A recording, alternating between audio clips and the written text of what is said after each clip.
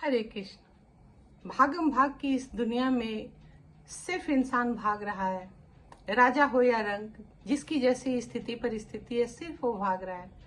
और अगर देखा जाए और पूछा जाए तो कोई भी व्यक्ति नहीं है जो अंदर से बहुत हैप्पी है। कहीं ना कहीं वो उसका अंतर मन जो है वो अशांत है।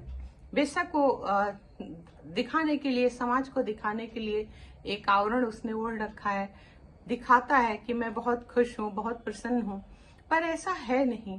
अगर आप थोड़ा भी तनिक भी झांक कर अगर देखेंगे तो पाएंगे कि वो जितना ऊपर से दिखावा कर रहा है वो अंदर से उतना ही अशांत है। बहुत पुरानी एक फिल्म आई थी अर्थ, जिसमें एक बहुत सुंदर सा गाना था, सॉन्ग था, जिसकी लाइन थी, तुम इतना जो मुस्कुरा रहे हो क्या गम है जिसको छुपा रहे हो। तो ये जो आज का दौर चल रहा है ये सिर्फ इसी का चल रहा है। हर आदमी मुस्कुरा रहा है और हर आदमी कहीं ना कहीं दर्द से कराह रहा है। अंतर मन में कोई ना कोई उसकी अशांति, कोई ना कोई परेशानी बनी हुई है। तो आज का जो मैं चर्चा करने वाली हूँ, उस चर्चा पर चलने से पहले हमेशा की तरह पुनः आप सबसे अनुरोध है कि कृपया अभी तक आपने मेरे चैनल को सब्सक्राइब नहीं किया है तो प्लीज सब्सक्राइब कर लीजिए, लाइक कर दीजिए और बेल बटन जरूर दबा दीजिएगा, ताकि जो भी मेरी आने वाली वीडियोस हैं उसका नोटिफिकेशन आपको पहले मिल जाए। आप भी हैप्पी और हम भी हैप्पी। तो चलिए बिना देर किए हुए आगे बढ़ते हैं कि आज के जो ये अशांति है, इस अशांत मन को कैसे शांत किया जाए। क्योंकि ये वो चीज है जो अंदर की अशांति जो कोई हमसे नहीं बांट सकता, कोई शेयर नहीं कर सकता। हमें अपनी पीड़ा से स्वयं निकलना है, हमें अपने मन की अशांति को स्वयं ही दूर करना है। तो ये अशांत मन के लिए क्या कदम है जो हमें उठाने चाहिए। तो अध्यात्म, सबसे पहले तो हमें ये जानना चाहिए कि जो अध्यात्म है इसे अध्यात्म क्यों कहते हैं। अध्यात्म का क्या कोई और अर्थ होता है? अध्यात्म क्या सिर्फ पूजा पाठ होता है या अध्यात्म का कोई और अर्थ है? तो बिना देर किए हुए मैं अलका सिंह आप सबको लेकर चलती हूँ आज। देखिए, अधि प्लस आत्मा, यानी आपका जो अधिपत्य है वो आपके शरीर पे, वो आपकी आत्मा है। और ये जो आत्मा है ये जब स्वयं की खोज करने लगती है, जब ये स्वयं को जानने का प्रयास करता है, शरीर रूप में, जो जीव रूप में ये जो आत्मा ने जो शरीर धारण किया है, तो हम इतना आवरण अपने ऊपर चढ़ा लेते हैं कि कहीं ना कहीं हम भूल जाते हैं कि हमारे यहाँ आने का उद्देश्य क्या है। तो जिस दिन मनुष्य ये जान लेता है कि नहीं मैं स्वयं कौन हूँ, तो उस दिन वो पहला कदम अध्यात्म की तरफ बढ़ाता है। तब वो स्वयं को जागृत करता है, वो जागृत करना चाहता है कि मैं कौन हूँ, मेरे यहाँ आने का उद्देश्य क्या है। और उसी को कहते हैं अध्यात्म, जो पहली सीढ़ी है। जब आपने आपकी आत्मा ने आपको ये प्रेरित किया कि आप अपना अध्ययन कीजिए, अपने जीवन का अध्ययन कीजिए, जो आपका अधिपति है वो कौन है और क्या आपको करना चाहिए सर्वप्रथम स्वयं जानने के लिए कि मैं कौन हूं। तो पहली तो अध्यात्म की यही से सीढ़ी आपकी चलती है। और कहते हैं कि इसे समझने के लिए आप बहुत तरीके से समझ सकते हैं।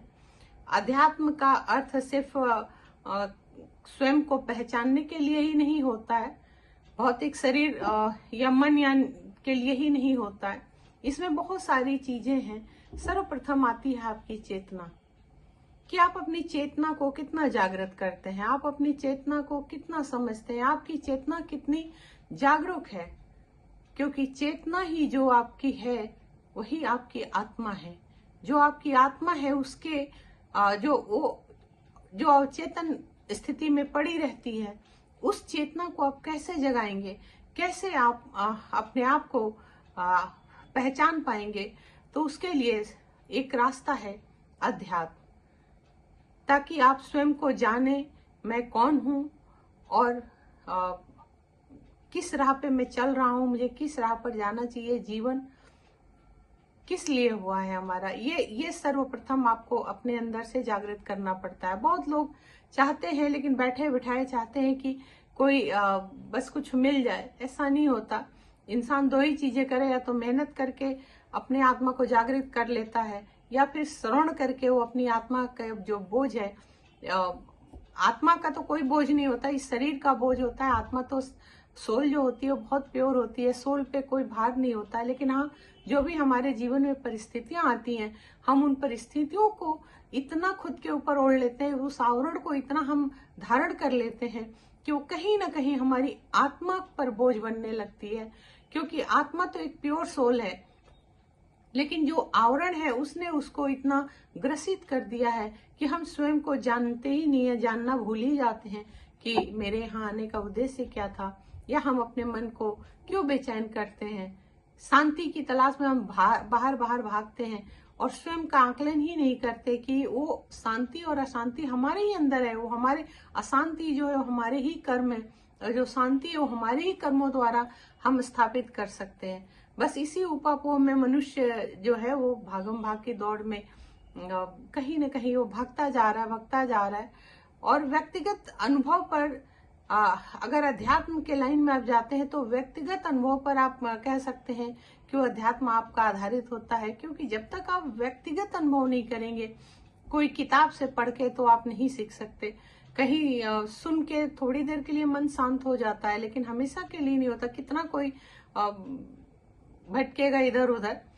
तो कहते हैं ना कि एक जो आपके स्वयं की जो यात्रा है, यानी आपके स्वयं के जो भीतर की यात्रा है, जब हम ये जानने का जिस दिन प्रयत्न करते हैं कि मेरे अंतर मन में क्या चल रहा है, मैं कौन हूँ, और उसी दिन हम अध्यात्म की पहली जो सीढ़ी है, पहला जो सोपान है, उस पर हम पैर रख देते हैं।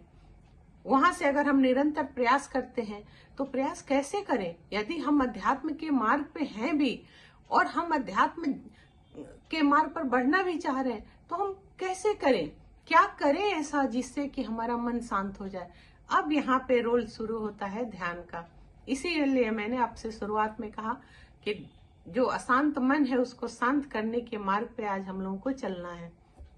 तो सर्वप्रथम तो अध्यात्म का मार्ग अपनाइए, और अध्यात्म का मार्ग अपनाकर ही स्वयं उसी समय ये सोचिए कि अब इसको कैसे करना है। तो इसके लिए हमारे योगियों ने, मुनियों ने, ऋषियों ने बनाया है अध्यात्म को आगे बढ़ाने के लिए, स्वयं की आत्मा को, सुसुप्त चेतना को जागृत करने के लिए ध्यान बहुत जरूरी होता है।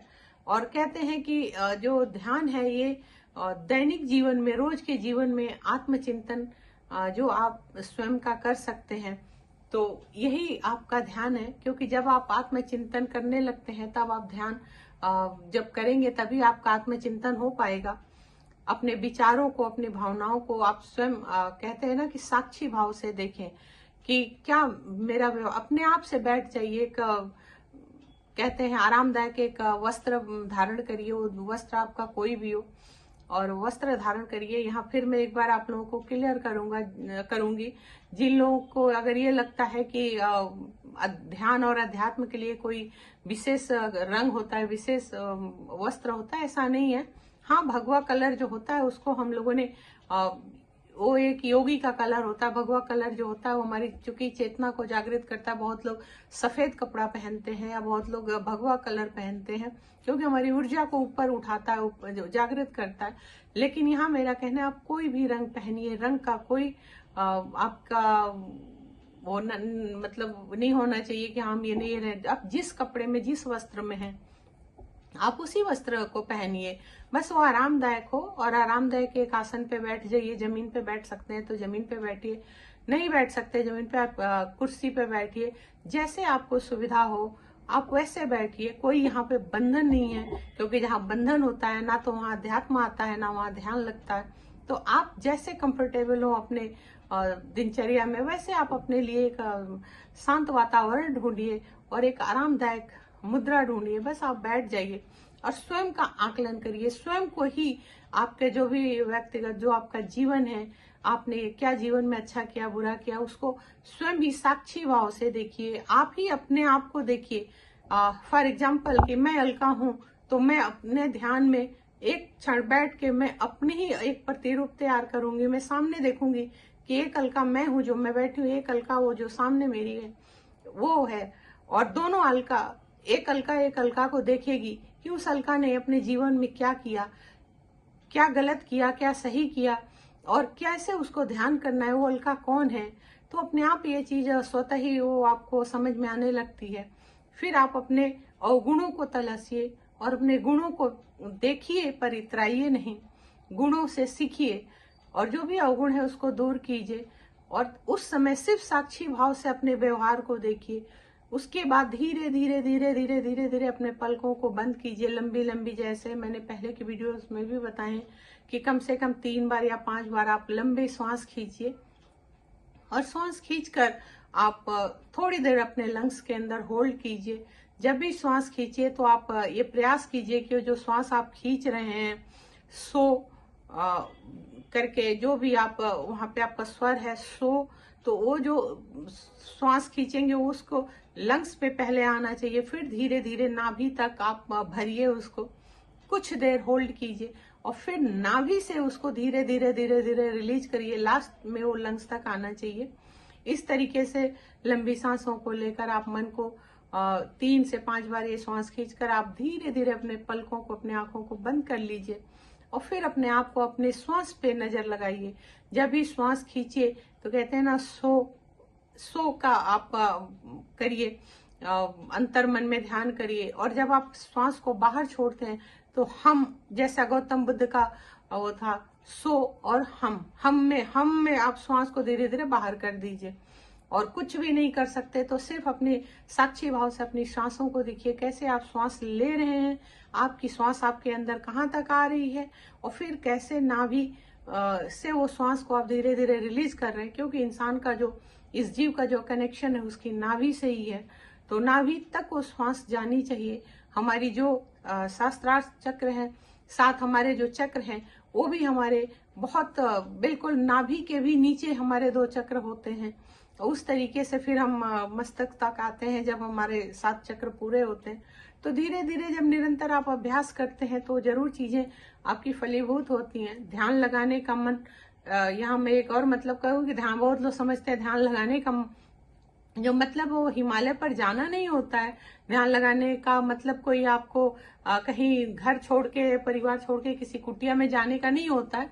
आप कहीं भी बस अपने आप को ध्यान, अपने ऊपर ध्यान लगाइए, अपने आप को समझने लगिए, अपने साक्षी भाव से अपने आप को देखिए। आपके अंदर करुणा होनी चाहिए, किसी के भी प्रति प्रेम होनी चाहिए और आपके मन में कोई भी दुर्व्यवहार नहीं होना चाहिए। किसी भी प्राणी के लिए, किसी भी जीव के लिए आपके अंदर भावना होनी चाहिए, संवेदना होनी चाहिए और कहीं ना कहीं वो जो आपकी भावना और संवेदना है वो आपको कहते हैं कि वो कठोरता से दूर करती है। तो आपको कठोर नहीं बनना है, क्योंकि जो आध्यात्मिक इंसान है या जो अध्यात्म में कठोरता अपने आप को परिपक्व बनाने के लिए होता, अपने आप को तैयार करने के लिए कठोरता होती है। लेकिन जो भी कठोरता के बाद जो अध्यात्म का जो मूल नेचर होता है वो करुणा होता है। तो अपने अंदर भी उस करुणा को जिंदा रखना चाहिए। अध्यात्म का जब भी आप मार्ग अपनाए तो कहीं ना कहीं खुद को भी समझना सीखे, अपनी आत्मा की कद्र करना सीखे, अपने मन का कद्र करना सीखे, क्योंकि जब आप अपना स्वयं का कद्र करना सीख जाते हैं तभी आप दूसरों का कद्र करते हैं। तो और यहाँ एक चीज और मैं ऐड कर दूं कि ये जितनी ईर्ष्या, जलन, द्वेष, क्रोध, लोभ, मोह, ये सब कुछों का आप बिल्कुल इनको भस्म कर दीजिए। कहते हैं ना, इन सारी चीजों को भस्मीभूत करके ही आप आगे बढ़ सकते हैं।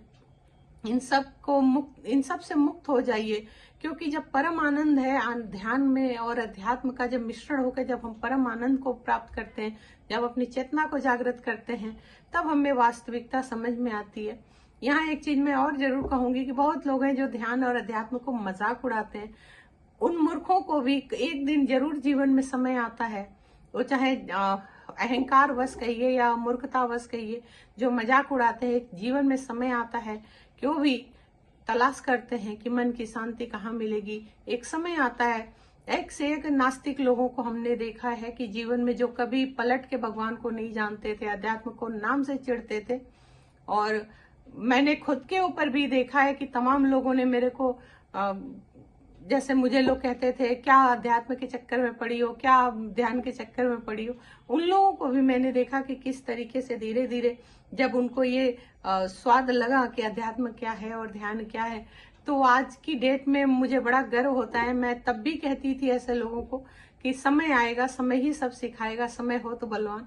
और आज मुझे देख के बड़ा सच कहूं तो प्राउड फील होता है कि वो नास्तिक लोग जो मजाक उड़ाते थे कि अध्यात्म और भगवान और घंटी और ये जाने क्या क्या बोलते थे, आज वो लोग बिल्कुल इसमें रमे हुए हैं। तो बहुत अच्छा लगता है। और उद्देश्य यही होना चाहिए कि हम 100 का लक्ष्य लेके चले, 100 नहीं तो हम 10 को तो कम से कम अपने विचारों से प्रभावित कर सकते हैं, बदल सकते हैं, उसका जीवन संवार सकते हैं, सुधार सकते हैं, सजा सकते हैं। यही भावना होनी चाहिए। तो अगली वीडियो के साथ पुनः हाजिर होंगी। जैसा मैंने कहा, एक बार अनुरोध करते हुए कि कृपया मेरे चैनल को सब्सक्राइब कर लें, लाइक कर लें। और एक चीज और यहाँ कहूंगी कि जब आप आत्म साक्षात्कार आपका होता है तो ये दुनिया आपको बहुत खूबसूरत लगने लगती है, गीले शिकवे सब हट जाते हैं। और कहते हैं ना कि मतलब पूरी तरह जब आप अध्यात्म और ध्यान से जुड़ते हैं तो आपकी अंतरात्मा भी सजग हो जाती है, आप भी सजग हो जाते हैं। और जो कल जो गुजर जाए, जो पास्ट था उसको भूल जाइए, क्योंकि पास्ट सदैव आदमी को दुखी करता है। पास्ट जो है कभी हमें सुख नहीं दे सकता। पास्ट में अगर अच्छा है तो अगर आजीवन तो अच्छा नहीं रहेगा, कहीं ना कहीं आपके जीवन में जरूर रुकावटें आएगी। तो अगर अच्छा हुआ तो आप याद करेंगे, तो प्रेजेंट में आप दुखी हो जाएंगे। और आपका पास्ट अगर सही नहीं रहा, कहीं कुछ कमियां रही, तो भी आप अगर प्रेजेंट में उसको याद करेंगे तो भी आप दुखी हो जाएंगे। तो कहने का मतलब यहाँ मेरा यही है कि ना तो सुख में इतराइए, ना दुख में घबराइए। जिस समय जैसे भी हैं आप प्रेजेंट में जीना सीखिए और सदैव मुस्कुराते रहिए, हंसते रहिए। यदि आपने अध्यात्म और ध्यान का रास्ता चुन लिया तो यकीन मानिए आपके चेहरे पे कभी मायूसी नहीं आएगी, आपका चेहरा सदैव मुस्कुराता रहेगा, हंसता रहेगा। जरूर इस पे ध्यान कीजिएगा, अध्यात्म की तरफ पहला कदम तो बढ़ाइएगा और फिर उसको ध्यान में ले आइए। देखिए जीवन कितना सुंदर, सहज और कितना खूबसूरत हो जाता है। पुनः मिलेंगे अगली वीडियो के साथ, नई चर्चा के साथ। हरे कृष्ण।